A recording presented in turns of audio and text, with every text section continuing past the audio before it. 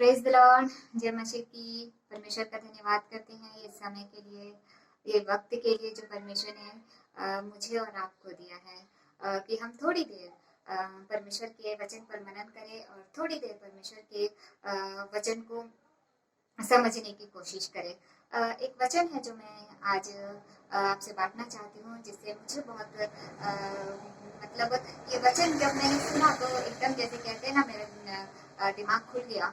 जो मेरा दिमाग जो बंद पड़ा था वो खुल गया।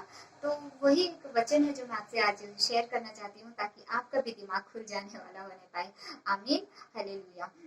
वो वचन है यूहन्ना यूहन्ना के 8 के 32 में, जो इस प्रकार लिखा है। आप अपने अपने बाइबल को खोल के पढ़ सकते हैं। वहां पर ही कुछ इस प्रकार से लिखा है, 8 के 32 में, सत्य को जानोगे तो सत्य तुम्हें स्वतंत्र करेगा।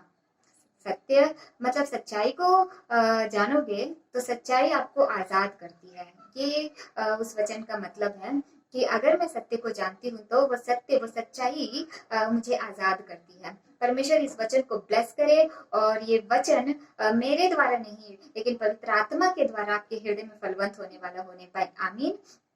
ताकि आप लोग भी स्वतंत्र और आजादी को महसूस करने वाले होने पे आजाद हो जाओ। महसूस नहीं, आजाद हो जाओ। सत्य को जानो और सत्य से आप आजाद हो जाओ। तो वो सत्य मैं अपना पर्सनल एक्सपीरियंस आपसे शेयर करना चाहती हूँ कि कौन सा वो सत्य है जो मैंने जाना और कैसे मैं आजादी को आज महसूस कर पाती हूँ।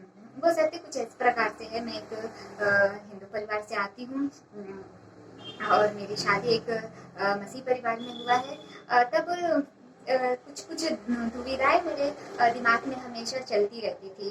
जब मैं हिंदू परिवार में मतलब मैं रहती थी, तो कुछ हिंदू परिवार के कुछ परंपराएं हैं जो मैं किया करती थी। पूजा करना, मंदिर जाना जो मैं जाया करती थी, और उपवास रखा करती थी मम्मी के साथ। जब मेरी माँ जो किया करती थी वो भी मैं अपने माँ के साथ किया करती थी। और जब मैं एक मसीह परिवार में आई, तो मुझे पता चला कि यहाँ पर जैसे हिंदू परिवार में पूजा किया जाता है, मंदिर जाया जाता है, दिया जलाया जाता है, उसी तरह अगर आप एक मसीह परिवार में जाते हो, जब मेरी शादी मसीह परिवार में जाए, तो उन लोगों की कुछ परंपराएं होती है, जैसे कि बाइबल पढ़ना, प्रार्थना करना और चर्च जाना। बस ये दोनों चीजें मुझे पता थी। हाँ, अगर मैं हिंदू हूँ तो मेरा काम ये है, मुझे ये करना है। अगर मैं क्रिश्चियन हूँ तो मेरा काम ये है कि मुझे बाइबल पढ़ना है, और मुझे चर्च जाना है, और चर्च में जो पास्टर जी मुझे परमेश्वर की बातें मुझे सुनाएंगे, उस द्वारा मेरे परमेश्वर के साथ परमेश्वर मुझसे बात करते हैं। पास्टर जी के द्वारा परमेश्वर मुझसे बातें करते हैं। इतना मुझे पता था और ज्यादा कुछ नहीं पता था। और जब मैं हिंदू परिवार में थी तो कुछ लकीरें थी जिसे मैं क्रॉस नहीं कर सकती थी। जैसे कि अगर मैं नहाए बगैर परमेश्वर के पास नहीं जा सकती थी, मैं अपने भगवान को पास नहीं जा सकती थी। अगर यहाँ तक कि अगर मैं खाट पे बैठी रहती थी तो मेरी माँ मेरे को प्रसाद तक नहीं देती थी। मैं हाथ भी फैलाती थी तो कहती थी उठ खड़ी हो तभी मैं तेरे को प्रसाद दूंगी। और महीने के कुछ ऐसे दिन आते थे कि बिल्कुल भी मतलब किसी को भी छूना भी मना था।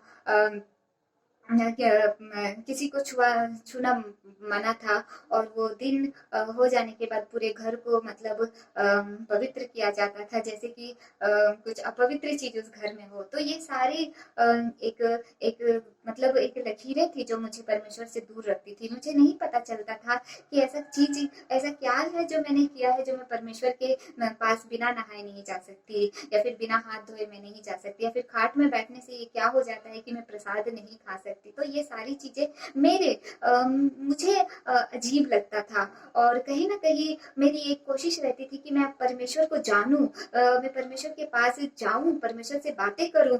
लेकिन ये चीजें मेरे दिल में खटकती थी, और मेरे माइंड में मुझे ऐसा लगता था कि परमेश्वर एक बहुत बड़े हैं और बहुत ज्यादा पवित्र हैं और बहुत ज्यादा शक्तिशाली हैं, और मैं एक तुच्छ हूँ और मैं एक बेकार हूँ। मुझे परमेश्वर के पास जाने के लिए मेरे पास कुछ क्वालिटीज होनी चाहिए, मुझे अच्छा बनना चाहिए, मुझे पवित्र होना चाहिए।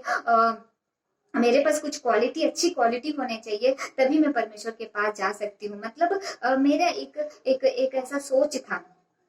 फिर जब मैं मसीह परिवार में आई तब भी ऐसा था, लेकिन मैं सही मायने में परमेश्वर को नहीं जान पाई। सही मायने में कहीं ना कहीं मुझे एक डाउट रहता था कि है कौन परमेश्वर, या फिर परमेश्वर है तो दिखता क्यों नहीं है, बात क्यों नहीं करता, क्यों परमेश्वर और एक इंसान के बीच में एक दायरा है, एक लकीर है। जब मैं उसकी बेटी हूँ तो मैं क्यों उसके पास नहीं जा सकती जब चाहे तब, क्यों जब चाहे तब मैं उससे बातें नहीं कर सकती। ये सारे मैं क्या, मैं अपने आप को मैंने बनाया है, जो मैं अपने आप को जब मैंने अपने आप को बनाया ही नहीं, जिसने मुझे बनाया है उसके पास जाने के लिए मुझे क्यों पाबंदियां होती है करके एक ये सारी चीजें मेरे दिमाग में चलती रहती थी। फिर कुछ समय बीता, मसीह में आने के बाद भी मेरा कोई मतलब मेरा डाउट कोई क्लियर नहीं कर पाया, या फिर मैं नहीं समझ पाई कि यीशु मसीह है कौन, भगवान का मतलब क्या होता है, मैं कुछ नहीं समझ पाई। लेकिन कुछ साल बीतने के बाद जब एक बार मैं एक चर्च में गई, तो वहां पर मैंने कुछ ऐसा सुन लिया कि मैं आजाद, मैं फ्री हो गई। मेरी दुविधा का बहुत ज्यादा हल हो गया। मैंने वहां पर सुना कि मैं राजकुमारी हूँ, मैं परमेश्वर की राजकुमारी हूँ। जब मैंने पहली बार ये बातें सुनी कि मैं परमेश्वर की राजकुमारी हूँ, यार मुझे तो कभी किसी ने नहीं कहा कि मैं किसी की राजकुमारी हूँ। कुछ ना कुछ रीजन होता था, कि कहा जाता था अगर मेरे पास बुद्धि नहीं है तो मुझे तो मंद बुद्धि है कहा जाता था, या फिर मैं कुछ गलत करती हूँ तो फिर मुझे जताया जाता था कि आपने गलत किया है, कि आप गलत हो। अगर मुझे परमेश्वर के पास जाना है तो मुझे अपने आप को मुझे मुझे नहाना होगा, तब मैं परमेश्वर के पास जाऊंगा, अपने आप को तैयार करना करना पड़ेगा। ये सारी चीजें पता थी, लेकिन मुझे ये नहीं पता था कि मैं परमेश्वर की राजकुमारी हूँ। मुझे ये नहीं पता था। एक सत्य ये है कि मुझे पहली बार पता चला कि परमेश्वर मुझे किस दृष्टि से देखते हैं। मुझे पहले नहीं पता था कि परमेश्वर की दृष्टि मेरे प्रति कैसी है, मुझे नहीं पता था। लेकिन जब मैं पहली बार कुछ 4-5 साल हो रहे होंगे मुझे पता लगे, तब मैं पहली बार जब मैं एक पास्टर के द्वारा सुनी कि परमेश्वर मुझे राजकुमारी कहते हैं, तब तब मैं आजाद हो गई। पहले सत्य मैंने ये जानी कि परमेश्वर की दृष्टि में मैं एक राजकुमारी हूँ। और दूसरी बात मैंने पहली बार जानी कि मेरा यीशु मसीह जीवित परमेश्वर है।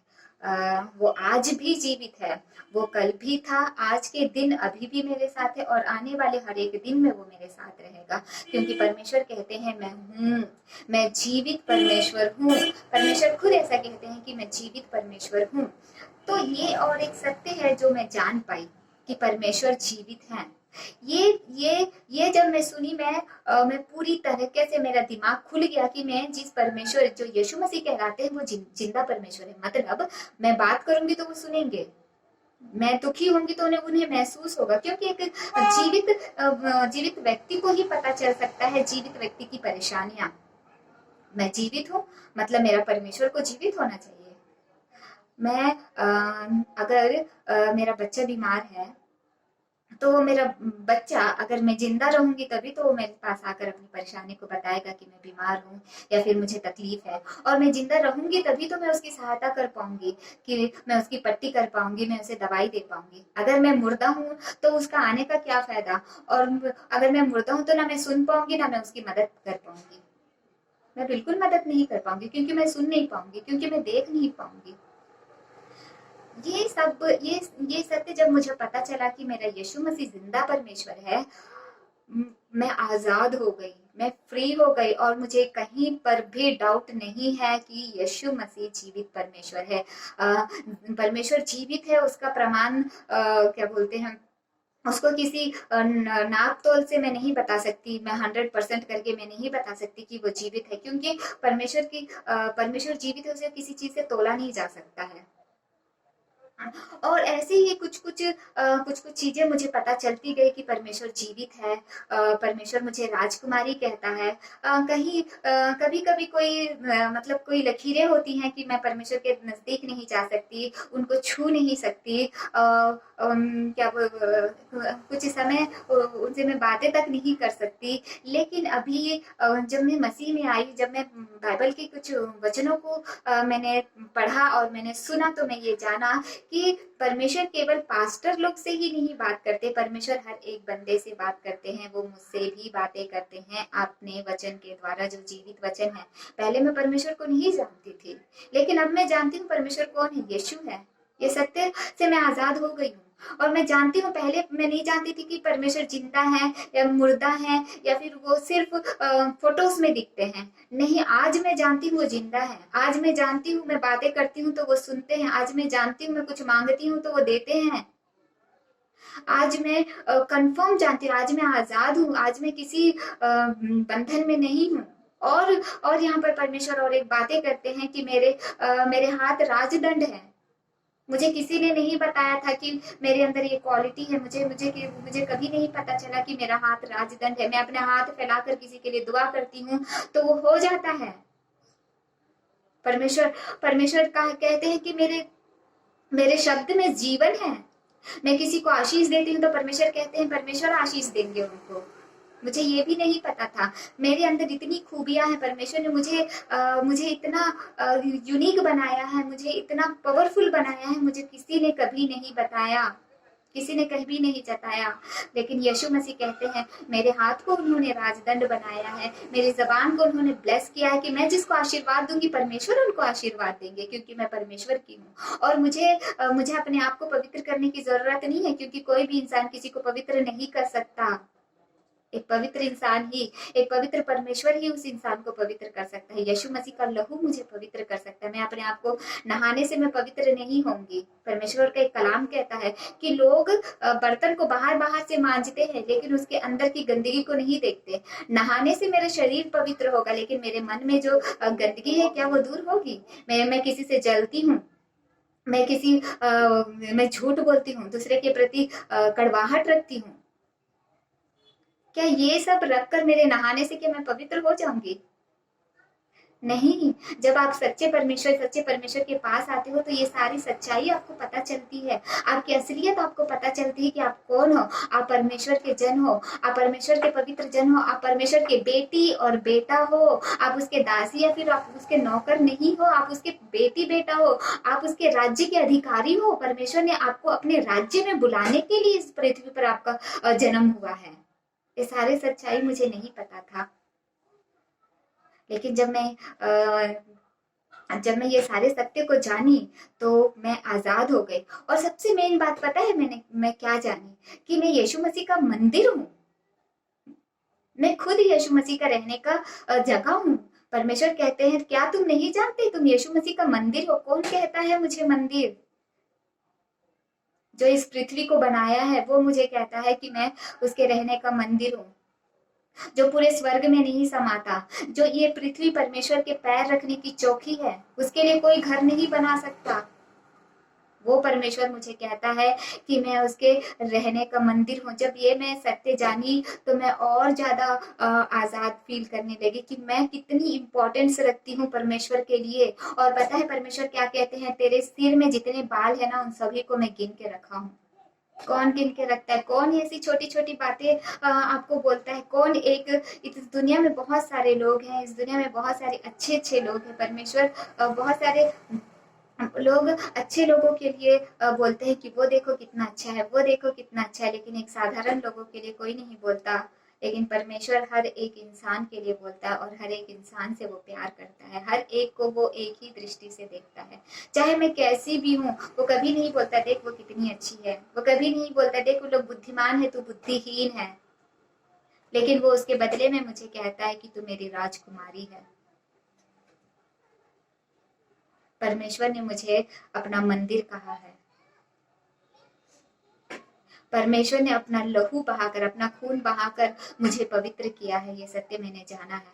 और एक सत्य बताओ, मैंने क्या जाना है कि इस दुनिया में बहुत सारे लोग, मेरे जैसे बहुत सारे लोग होंगे जो अच्छी अच्छी बातें बोलते होंगे, लेकिन मेरे यीशु मसीह अच्छी बातें बोलते नहीं, उस बातों को करके दिखाते हैं। वही यीशु मसीह मेरे एक के लिए अपनी जान दे दी, अपना पवित्र लहू बहाया है मेरे पापों को। अब मैं पापी नहीं हूँ, मैं पवित्र हूँ, परमेश्वर ने मुझे बनाया है।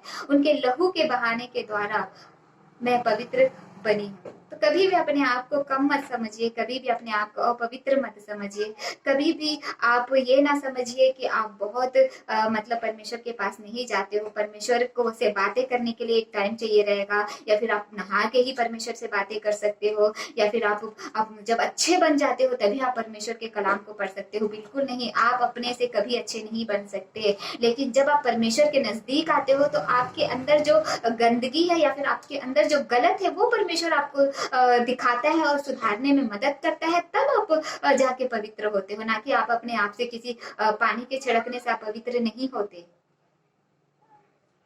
परमेश्वर आपको पवित्र करता है। तो चाहे आप सो रहे हो, चाहे आप जाग रहे हो, चाहे आप खाट पर बैठे हो, चाहे कोई भी कंडीशन में हो, आप रो रहे हो, आपने अभी थोड़ी देर पहले आपने झूठ बोला हो, तो भी आप परमेश्वर से बात कर सकते हो। पर हमारा परमेश्वर सुनने वाला परमेश्वर है। बाइबल कहती है कि परमेश्वर सुनता भी है, बोलता भी है, देखता भी है। और जब पता है परमेश्वर और क्या कहता है, जब आप ज्यादा दुखी होगे ना, आपका हृदय टूट रहा होगा ना, तब वो आपके बहुत नजदीक आता है बोलता।